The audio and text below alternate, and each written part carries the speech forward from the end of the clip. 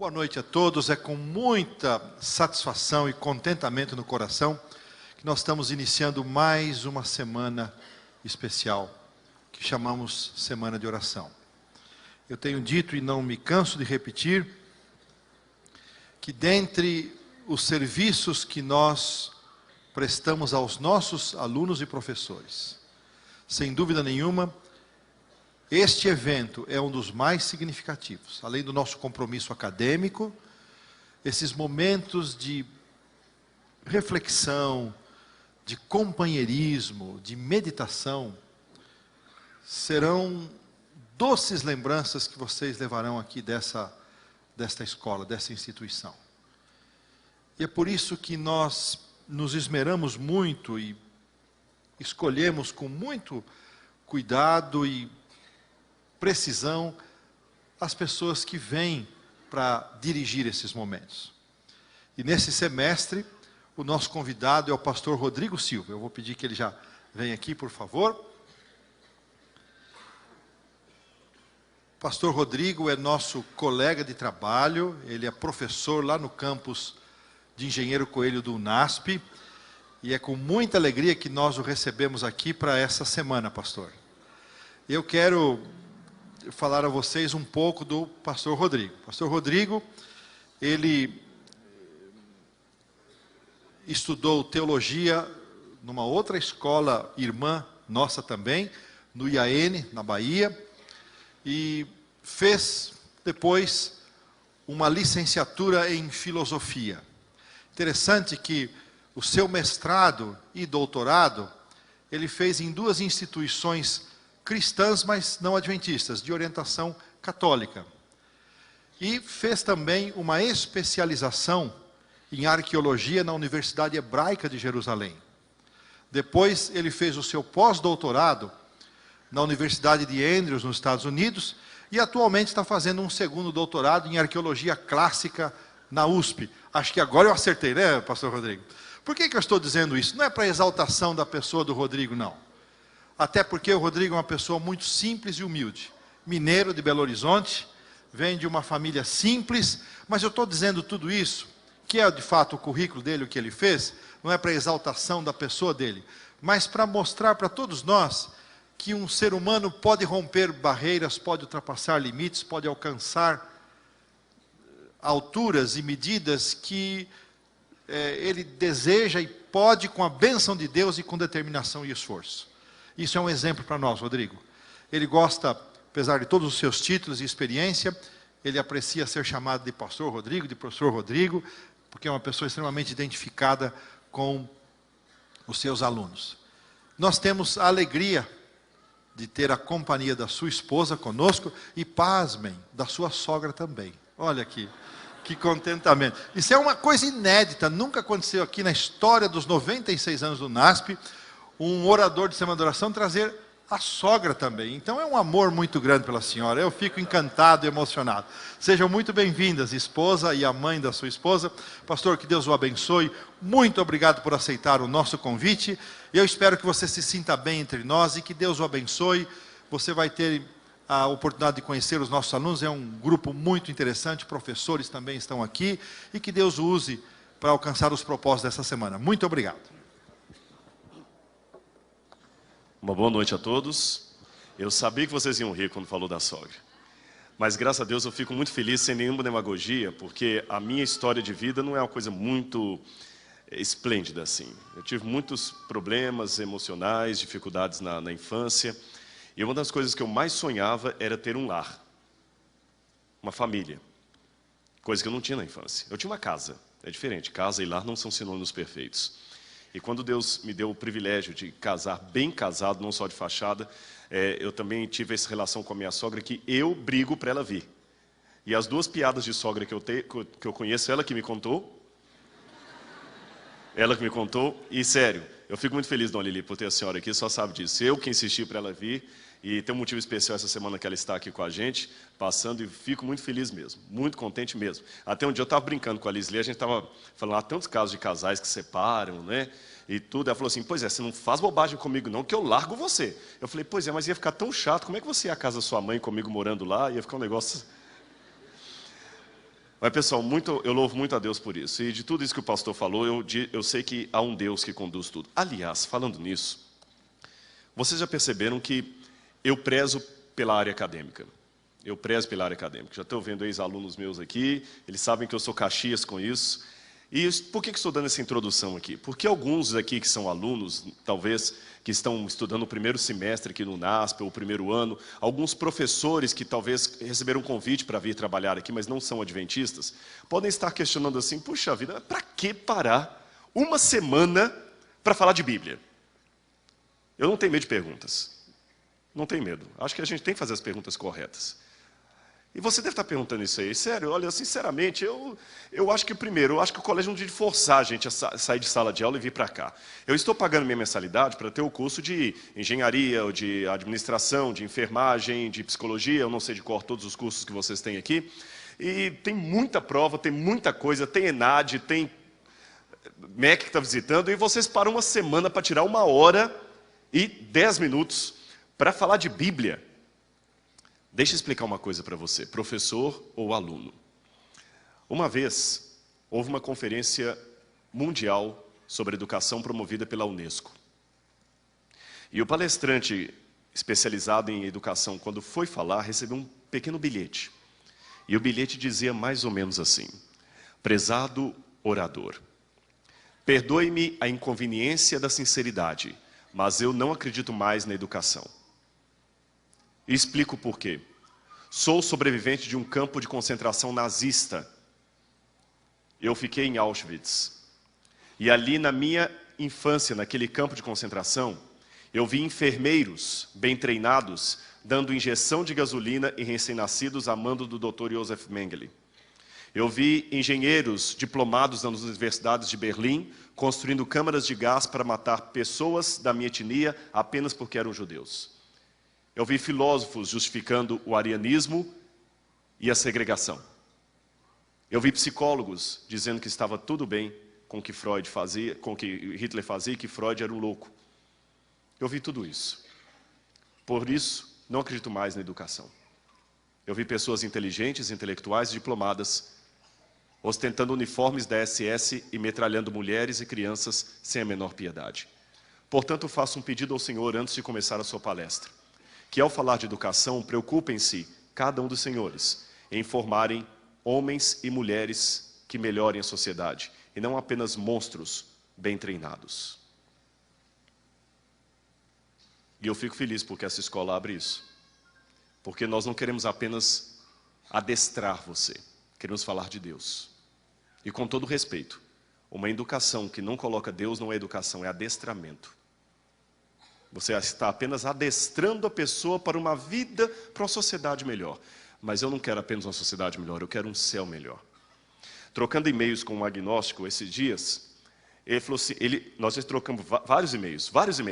Ele é um professor universitário, e e-mails longos, que ele vai citando vários filósofos, e eu cito vários para lá. E ele coloca assim, realmente, eu cheguei até aqui pela minha competência e tudo, e você também. Eu falei, não, é porque o senhor não me conhece. Eu louvo a Deus porque eu cheguei até aqui, mas porque Deus me trouxe. O Deus que eu admito que existe e que o senhor não admite que existe. Ele existe. Eu espero que até o final dessa semana você perceba que ele é tão real que quase dá para tocá-lo. Bom, já que eu falei de Deus, de religião, eu vou tomar 1 minuto da sua atenção, mas eu prometo uma coisa. Eu vou procurar, no que compete a mim, fazer o meu melhor para que o seu minuto seja bem válido.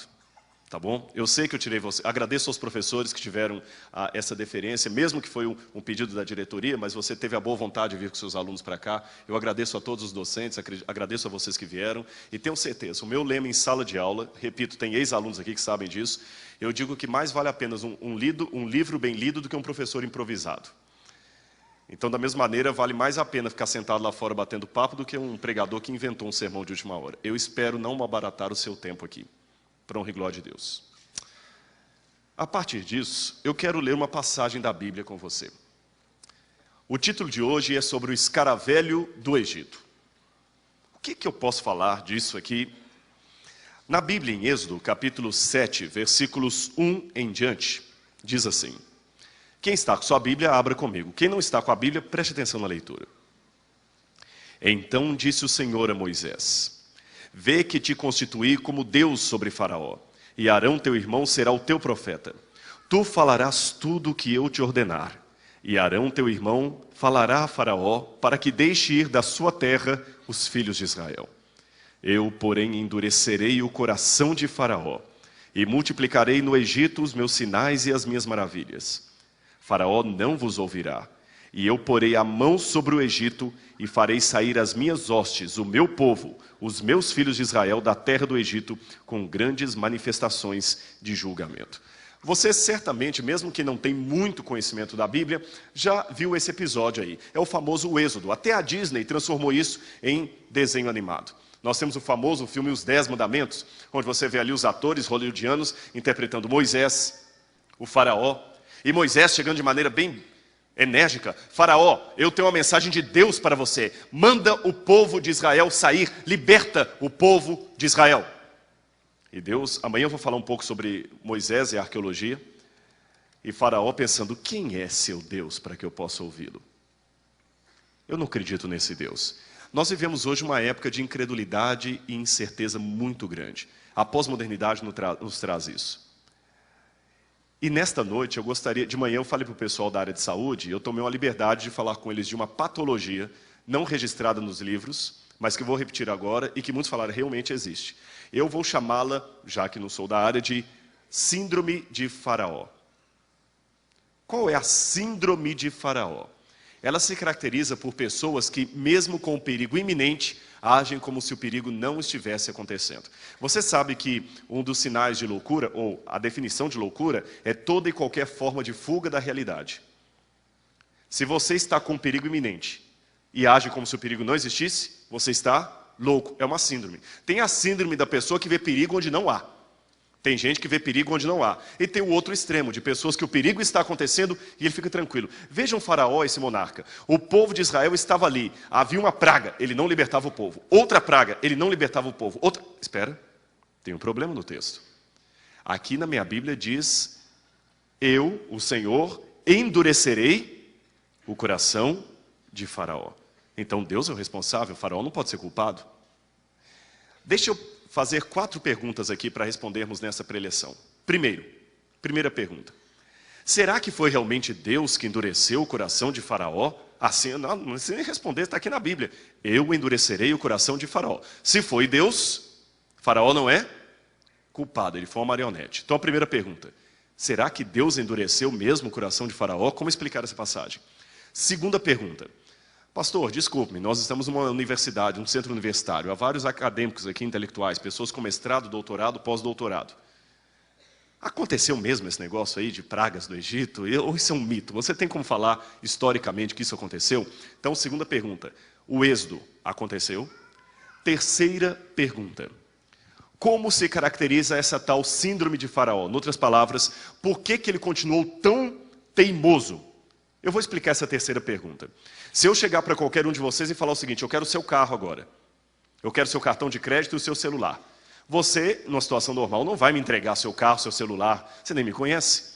Mas se eu falar assim: eu tenho aqui comigo a sua mãe, a sua esposa, a sua filha, o que você faz? Entrega tudo, até o que eu não pedi. Em situações em que você está sob circunstância de refém, até eu colocaria assim, como um refém, ou com alguém de sua família como refém, você entrega tudo. Faraó estava numa situação de ameaça. Ele dizia: eu não vou libertar o povo. É mesmo, não vai não? Uma praga vai acontecer. Gafanhotos, e viu os gafanhotos. Era para ele ceder, e ele não cede. Aí vem outra praga, o rio Nilo se torna em sangue. Ele não cede. No final, o próprio filho dele morre, e ele não cede, ele vai atrás do povo ainda. Por que Faraó ficou tão teimoso? Como eu poderia caracterizar uma pessoa tão culta como Faraó e tão louca com essa síndrome de Faraó? E quarta e última pergunta: que mensagem eu posso tirar disso hoje, no século XXI, para levar para a sala de aula? Então, resumindo, 4 perguntas. Letra A: o que significa Deus ter endurecido o coração de Faraó? Letra B: eu posso historicamente afirmar que isso aconteceu e não é apenas um mito? Letra C: o porquê Faraó ficou tão teimoso mesmo com tantas pragas caindo? E letra D: qual a aplicação que eu posso fazer disto para os dias em que eu vivo? Respondendo à primeira pergunta, Você sabe que os italianos têm uma frase que dizem traduttori traditori. O tradutor é um traidor, porque traduzir não é fácil. Traduzir não é fácil. E traduzir expressões idiomáticas, pior ainda. Eu tenho em casa guardado lá numa das gavetas, um material que um dia eu tiro da gaveta. A gente, às vezes, por pressão, você sabe, você é um autor de livros, tem coisa que a gente fica na gaveta, depois tira, e depois volta, e um dia é publicado. Eu tenho 2 livros lá na gaveta. Um que eu escrevi para ateus e céticos e agnósticos, o título dele, provisório, é O Ceticismo da Fé, porque às vezes é preciso duvidar para crer. Está com 7 capítulos prontos. Depois que eu terminar a tese da USP, eu volto a pegá-lo. E o outro que também está engavetado lá seria um dicionário de expressões idiomáticas da Bíblia, porque a Bíblia tem expressões idiomáticas que precisam ser compreendidas para não causar distúrbio de interpretação.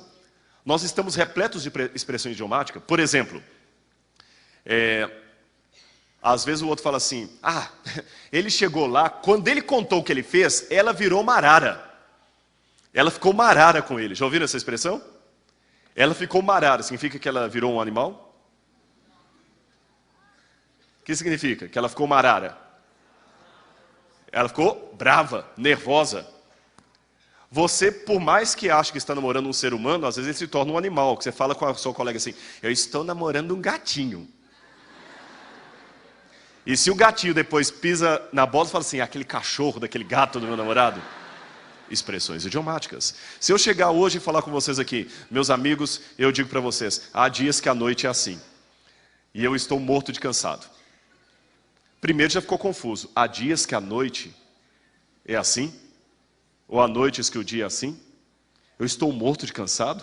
Como é que o morto se cansa? Para vocês isso não vai dar nenhum problema, porque vocês estão acostumados com essa gíria, com essa expressão idiomática. Mas se a minha palavra virar Bíblia, ou um livro antigo, e daqui a 2000 anos estiver numa biblioteca qualquer aí, os alunos da faculdade de letras vão estar estudando o que significa o morto se cansar.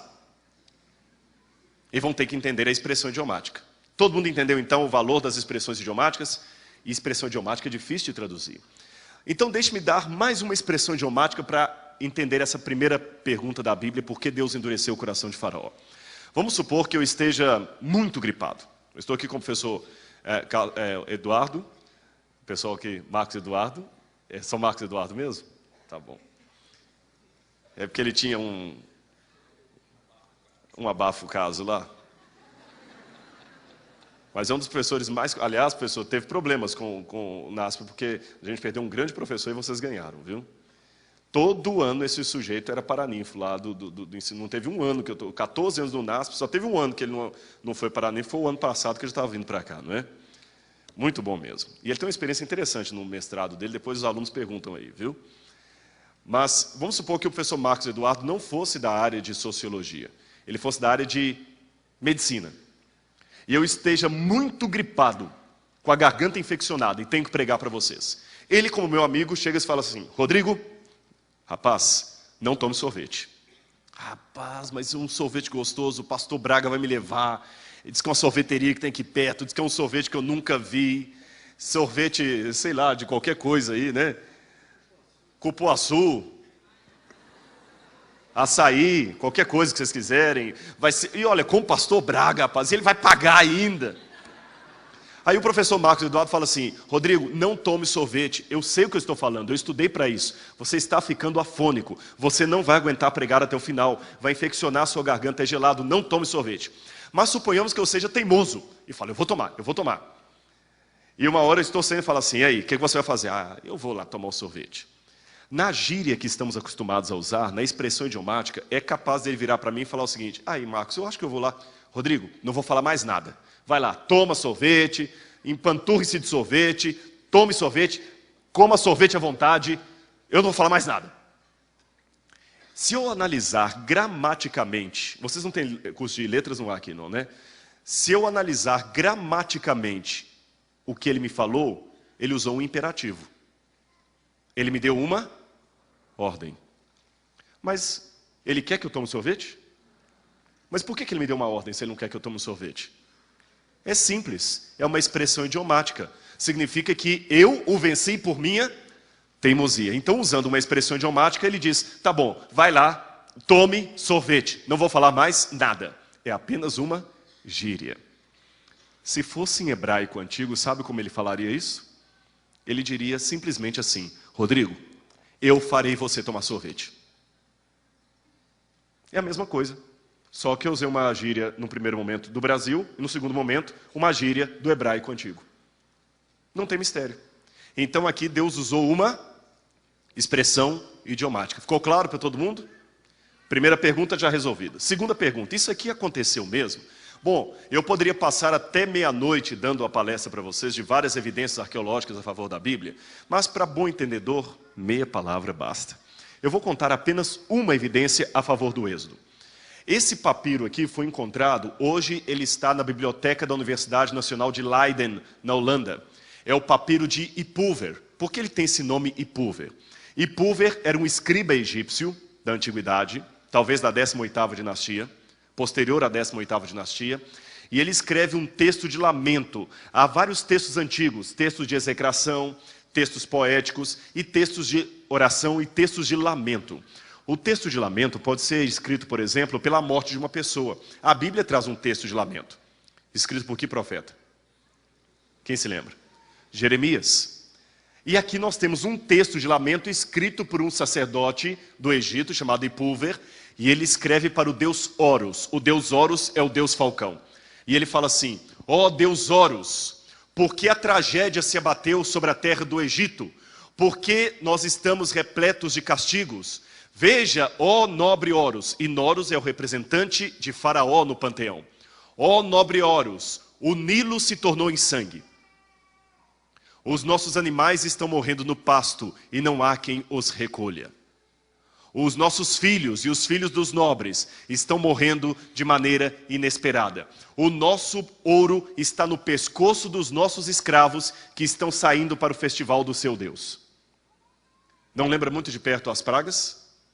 Ali menciona o rio se tornando em sangue, menciona a morte dos filhos dos nobres, menciona o ouro sobre o pescoço dos escravos. A Bíblia fala que os hebreus levaram as joias dos egípcios.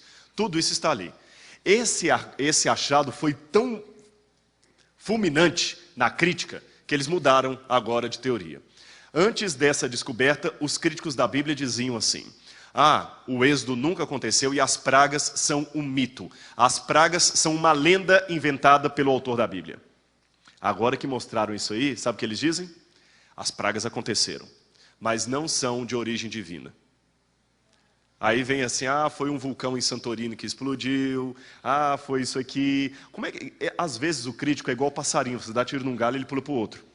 Mas ele quer continuar negando, Então nós temos aqui uma argumentação de que a história que eu estou contando é história, e não história. Não é Geschichte, é história mesmo que aconteceu, não é história inventada, não é coisa lendária.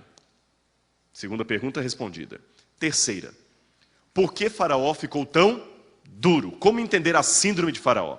Aí eu preciso andar com vocês um pouquinho sobre o mundo das múmias. Eu não vou sair do assunto, mas eu preciso dessa digressão para falar do mundo das múmias, para você entender por que Faraó se endureceu. Por que endureceu, virou pedra o coração de Faraó. A expressão é essa, eu endurecerei o coração de Faraó. Vai virar um coração de pedra. Podem ficar tranquilos que não tem nada a ver com o filme A Múmia, nem... É um estudo fascinante das múmias. Em primeiro lugar, os egípcios mumificavam muito mais do que seres humanos. Por exemplo, aqui você tem um falcão mumificado, símbolo do deus Sol, do deus Horus. O Horus, às vezes, ele tinha o disco solar. Você tem também Ra, que era símbolo do Sol. E você tem Keprin, que é deus Sol. E o Horus também, ele era... Olha o sorvete. Horus era um dos representantes do Sol. Aqui você tem então o falcão que foi mumificado. O faraó tinha um falcão consigo e o falcão foi mumificado também. Outra coisa curiosa que eles mumificavam, não só faraó, qualquer nobre do Egito que era mumificado, levava os seus animais consigo. Você já viu múmia de peixe? Eles também mumificavam peixe. Gato. O gato é o símbolo da deusa Basti, deusa do panteão egípcio. E esse aqui? Lá em cima está fácil, lá em cima é o falcão. E esse aqui? Um crocodilo, filhote de crocodilo, um filhotinho de crocodilo.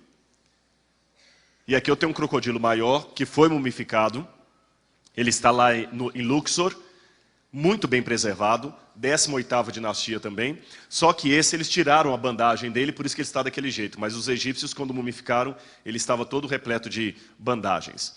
E os seres humanos? Bom, antes quando o arqueólogo chegava e encontrava uma múmia e dava a sorte de não ser antecedido por um ladrão de sepulturas, eles costumavam às vezes rasgar as bandagens da múmia para examiná-la.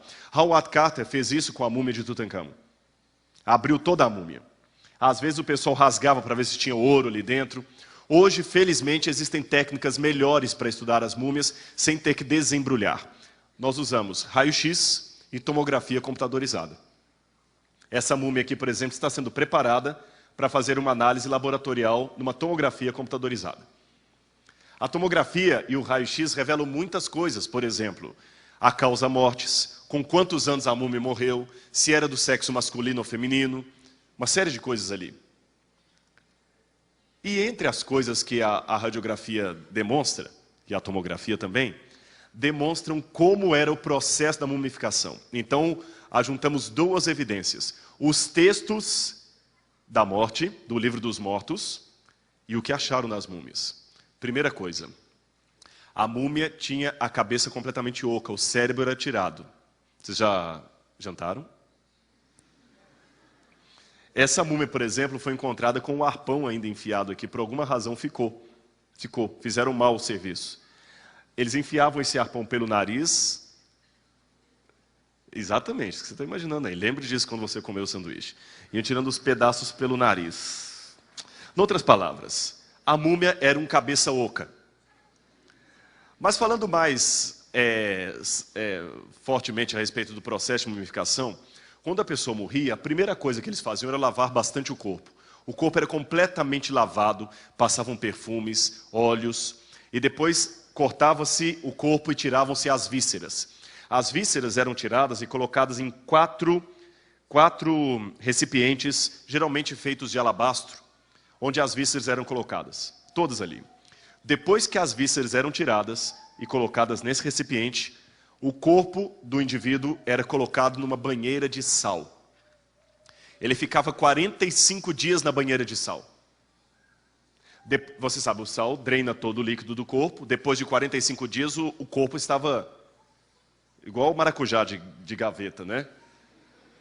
Depois desses 45 dias, então, eles tiravam do sal. Eu acho que aí que vem aquela expressão, né? Está no sal, né? Estou no sal, né? Eles tiravam do sal e começavam, então, a passar mel, óleo e vinho. Uma mistura de mel, óleo e vinho na pele para não trincar. Depois começava a bandagem. Passava a bandagem, passava a resina, esperava secar. No dia seguinte vinha 15 dias passando a bandagem.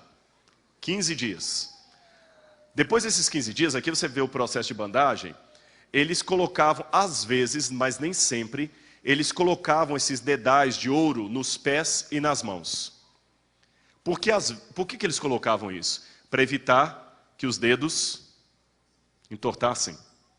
Às vezes eram colocados, às vezes não. Às vezes foram colocados, mas ninguém encontrou, por quê? Ouro, foram roubados, saqueados. Depois que a múmia era completamente enfaixada, vinha o sujeito aqui com esses pequenos botões e começavam a colocar amuletos, eram os botões. Eles enfiavam aqui na múmia vários desses botões, aqui nós temos alguns deles, que eram amuletos de proteção. Depois de tudo isso, a múmia finalmente era colocada dentro de um esquife menor, depois de madeira, depois um de pedra, um outro, até o sarcófago maior, para ela ser colocada dentro de uma pirâmide, ou de um túmulo mesmo, nem sempre era um túmulo piramidal. Aí ficava lá para o ladrão de sepultura encontrar, ou o arqueólogo depois de muito tempo. Aqui nós temos alguns exemplos de múmia. Por exemplo, essa aqui é a múmia de Tutankhamon. Esse é o Zahi Hawass, ministro de antiguidades do Egito, por enquanto, pelo menos, que ele é do Mubarak, o negócio está feio lá para o lado dele, mas deixa essa discussão política para lá. Aqui você vê como é que fica a múmia, esse é o Tutankhamon. Quando o Howard Carter tirou aquela máscara mortuária, saiu pedaço junto aqui.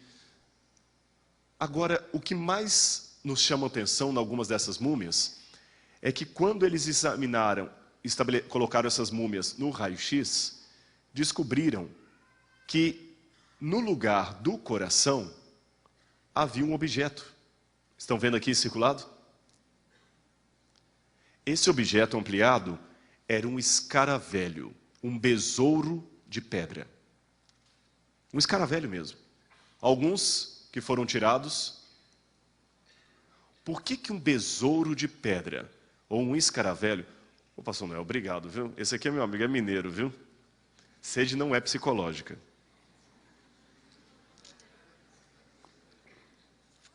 Não vou falar aceita que eu estou sendo hipócrita também, né? Pastor Noel, muito obrigado, viu? O que um escaravelho de pedra, escaravelho ou besouro, estaria fazendo dentro da múmia? Em que lugar? No rim, no lugar do coração. Até encontraram um, pasmem, de ouro, mas a maioria é de pedra. A explicação está no livro dos mortos. Aqui você tem Anubis, o deus chacal, que eles acreditavam que é aquele que levava a alma do indivíduo para comparecer diante de Osíris. Eles acreditavam no mundo dos mortos, na vida pós-morte.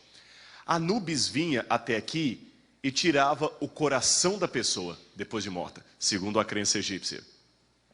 E este painel do livro dos mortos nos mostra o juízo final. Aqui você tem o deus Osíris. Osíris era um deus que, segundo a lenda egípcia, ele foi morto pelo seu irmão Sete, e o seu corpo foi esquartejado e jogado no rio Nilo. A esposa dele, que está aqui atrás, a Ísis, ajuntou os pedaços de Osíris, costurou todinho, e Osíris teve uma sobrevida agora no mundo dos mortos. Por isso que você vê muitas vezes Osíris todo vestido de múmia.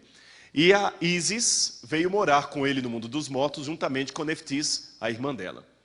Diante deles, eles têm aqui o filho, Horus.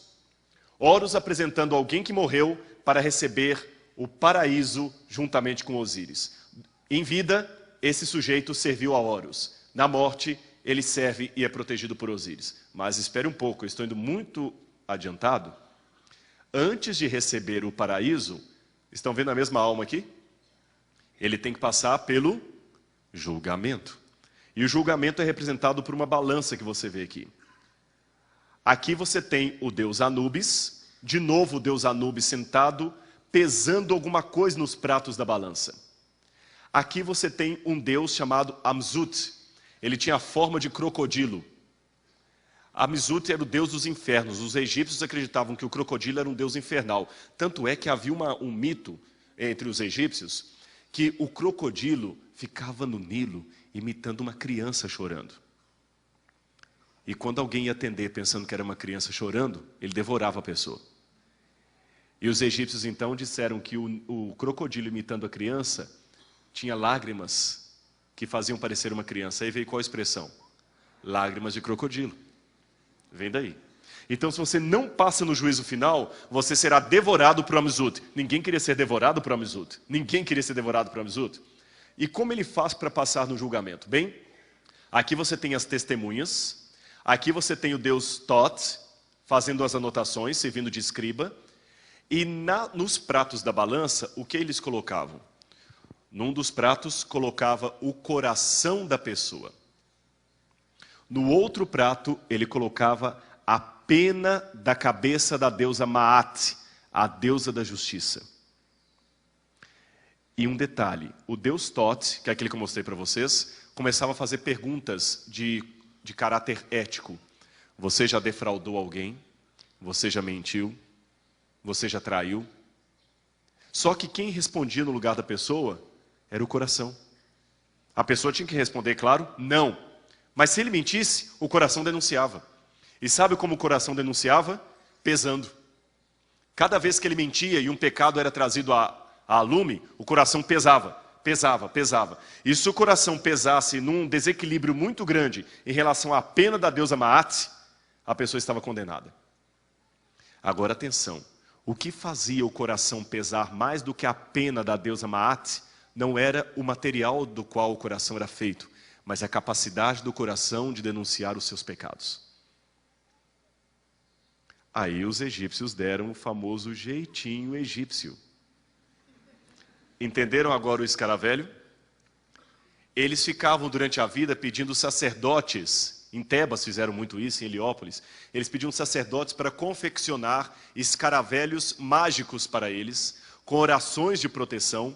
E quando ele morria, já estava tudo acertado para, na hora da sua mumificação, um dos que estavam ali colocarem no lugar do coração um escaravelho de pedra, que era o coração de pedra. Por quê? Ele acreditava que quando estivesse diante da divindade para ser julgada, o coração de pedra seria colocado na balança. E lembre, o que fazia o coração pesar não era o material, mas a capacidade do coração denunciar os seus erros. Então o coração de pedra ia ficar calado, não ia denunciar os seus erros, que ele não tem essa faculdade, não haveria peso contra você, e você ficaria tranquilo. E os egípcios criaram a ideia de que eu posso levar a vida que eu quiser, que nada vai me acontecer no juízo final. O meu coração de pedra já está sendo preparado.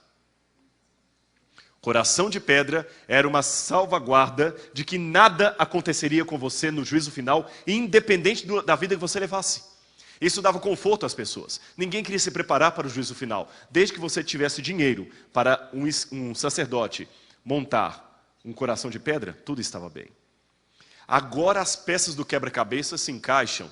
Agora eu entendo por que uma praga acontecia, e outra, e Faraó continuava teimoso. Ele não tinha piedade nem do povo dele. Por causa de um capricho com seus escravos, ele não exerceu nem o papel dele de líder do Egito. E talvez alguém falar, você não tem medo da morte? Você não tem medo do juízo? Que nada, meu coração de pedra está prontinho. Aí você entende a síndrome de Faraó. Por que ele foi tão duro? Eu já respondi 3 perguntas. Já mostrei para vocês o que significa Deus endurecer o coração de Faraó, não foi? Já respondi como eu posso provar que aquilo aconteceu na história. E também já respondi o que significa a síndrome de Faraó. A certeza que nada vai me acontecer, independente do estilo de vida que eu tomar, porque o meu coração de pedra está guardado. 4ª e última pergunta. Que lição eu posso tirar disso para os nossos dias hoje, para você levar para a sala de aula? Essa é a mais importante, porque eu temo que talvez aqui dentro haja pessoas com a síndrome de Faraó. Pessoas que estão brincando com a salvação. Vou contar um segredo, principalmente para quem não é adventista. Quando eu me tornei adventista, em 1984, eu me batizei em 84, eu conheci a igreja em 1983. Eu lembro que muitas músicas que cantavam na igreja eram músicas que falavam da volta de Jesus assim, cuidado, prepara-te. Não só músicas, os folhetos. Jesus está voltando, prepara-te. E às vezes a gente até, se Jesus viesse hoje, qual seria o teu sentir? Temor ia sentir ou alegria? Cristo vem, prepara-te. Só que com o passar do tempo, muita gente parece que não está mais preocupado com isso. Não está mais preocupado com o medo da volta de Jesus. Ah, mas é para ter medo, pastor? Depende. Se você está bem com Deus, não é para ter medo. Mas se você não estiver bem com Deus, cuidado, não brinque com isso. Muita gente está achando hoje, Jesus vai voltar, que legal, né? Eu não tenho medo mais, não. Qualquer coisa, ele me ama, ele sabe que eu amo, ele me ama, ele não vai ter coragem de me destruir. Deixe-me colocar uma coisa para você. Deus ama tanto você, tanto, e te respeita tanto, que Ele não vai te salvar na marra. Ele não vai te salvar na marra. Ele está mais ansioso em salvar você do que uma mãe de tirar um filho de uma casa pegando fogo. Mas se você não quiser ir para o céu, não vai. Não brinque com a sua salvação. Tem gente que está brincando, tem gente que acha assim, pode acontecer o que acontecer. Eu sei que eu vou estar bem. É síndrome de Faraó. Olha, o Apocalipse diz uma coisa interessante. Nós adventistas, quando estudamos o Apocalipse, se você tiver dúvidas, pergunte sobre isso para o seu professor de religião, que ele pode te dar as explicações, que eu não vou ter tempo aqui, porque o horário está avançado. O Apocalipse fala de 7 pragas que vão cair sobre o mundo.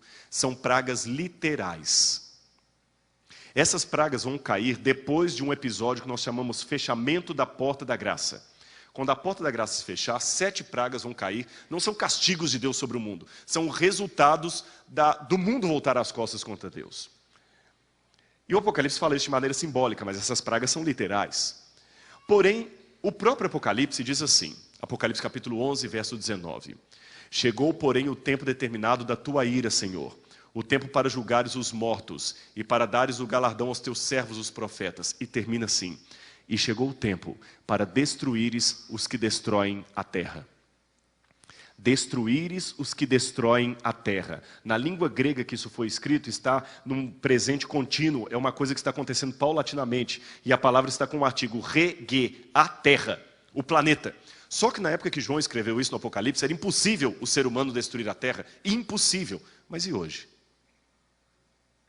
Podemos ou não podemos destruir a terra? E um efeito aos poucos. E o Apocalipse já disse isso. Depois disso, no capítulo 11, vem o anúncio das pragas no capítulo 16. Agora, é interessante que o primeiro livro alertando sobre ecologia foi lançado em 1935 por uma mulher chamada Rachel Carson. Chamava-se A Primavera Dourada. E quando ela escreveu esse livro, ninguém acreditou nela. Ela já falava da crise, da poluição, ninguém acreditou nela. 1935. Só que as pessoas dizem que ela foi a primeira a escrever sobre ecologia. Só que a Ellen White, aquela autora americana que vocês já ouviram falar tanto aqui, ela escreveu um pouquinho antes da Raquel Carson.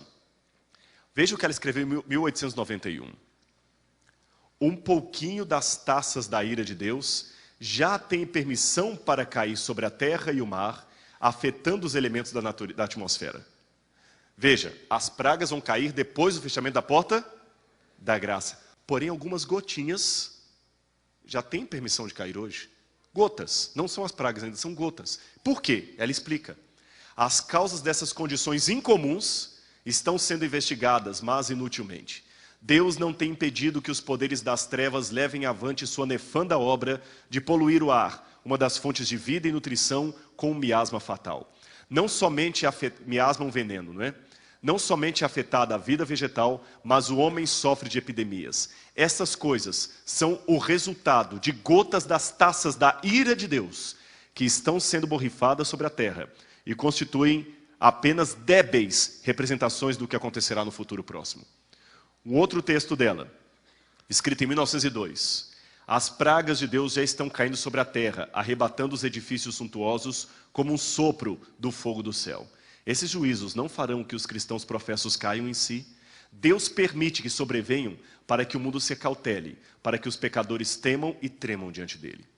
Deus não é um sádico, mas Deus alerta. E quer ver, se as pragas vão cair depois do fechamento da porta da graça, e eu creio nisso, mas se gotas estão caindo hoje, onde estão essas gotas? Depois você lê em Apocalipse 16. Lá diz que uma das pragas, por exemplo, foi derramada, está em linguagem simbólica, embora o evento seja literal, cairia sobre os rios e fontes d'água, que se tornariam como sangue de morto. Assim está na Bíblia. Os rios e fontes d'água se tornariam como sangue de morto.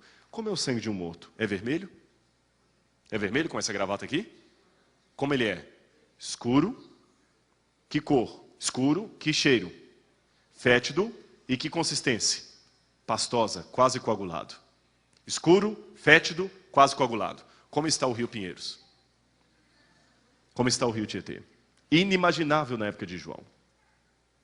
Um dos anjos derramou sua taça sobre o sol e foi-lhe dado a abrasar os homens com grande fogo, e os homens se queimavam com intenso calor e não se arrependiam para dar louvores a Deus.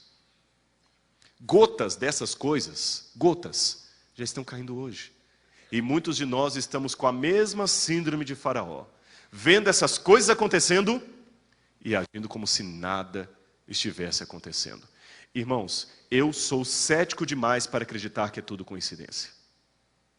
Não é coincidência. Coloque a sua cabeça para funcionar. Como a Bíblia pode ter profetizado isso 2000 anos atrás? E mais, não é apenas um jogo de intelectualidade. Que alerta isso está dando para você? Não é para pôr medo, mas é para você pensar que é uma coisa muito séria. Eu tenho 3 minutos para encerrar esse sermão e eu quero contar uma última história para você em 3 minutos.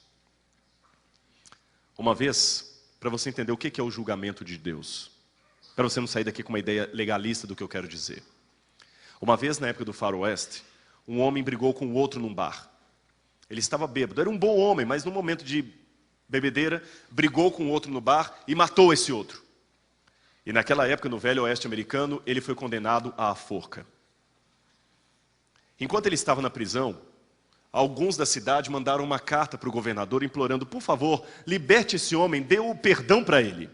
E o governador, antes de assinar a carta do perdão, pensou: eu estou comovido com a história desse rapaz, mas antes de perdoá-lo, eu quero saber quem eu estou perdoando.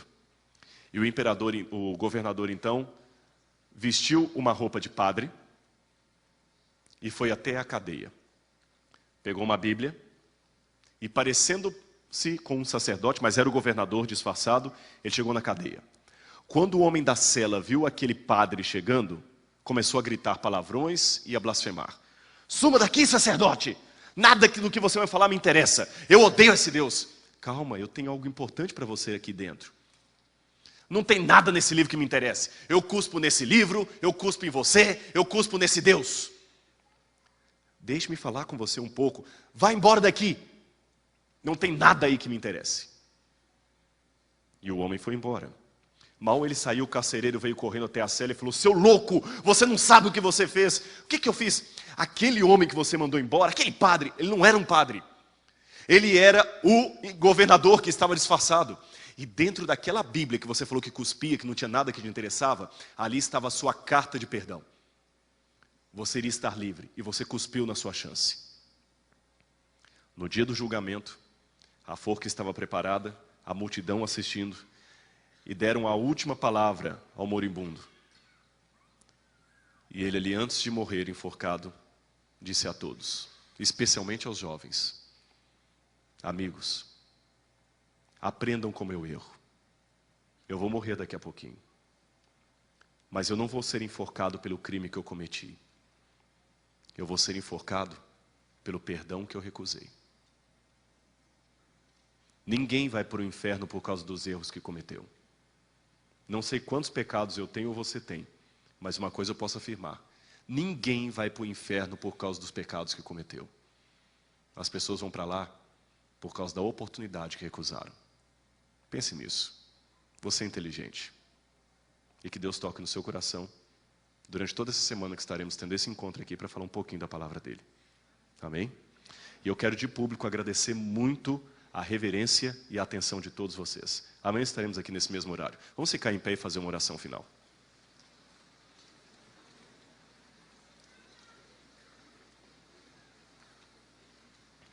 Obrigado, Senhor.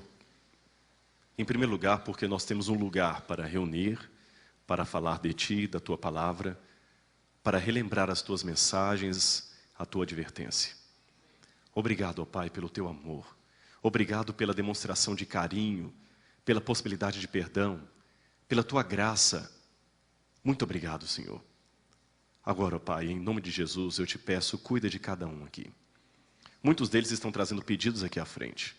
Eu não os conheço, Senhor, mas talvez há alguém aqui que está com um parente doente, alguém que está com um casamento com problemas, alguém que está com uma dívida para ser paga, alguém que está com a iminência de um desemprego. Eu não sei qual o problema que eles têm, mas, Senhor, mostra-lhes que eles têm um Deus. E acima de todos esses problemas que temos em nossa vida, mostra-lhes que eles têm um Salvador. Porque nós temos pecados, ó Pai, mas queremos nos arrepender, entregar a nossa vida a Ti e sermos nova criatura em Cristo Jesus. Não permita, Senhor, que nós tenhamos um coração de pedra como Faraó. Tira esse coração de pedra e coloca no lugar um coração de carne, um coração sensível à Tua mensagem, um coração com capacidade de sentir.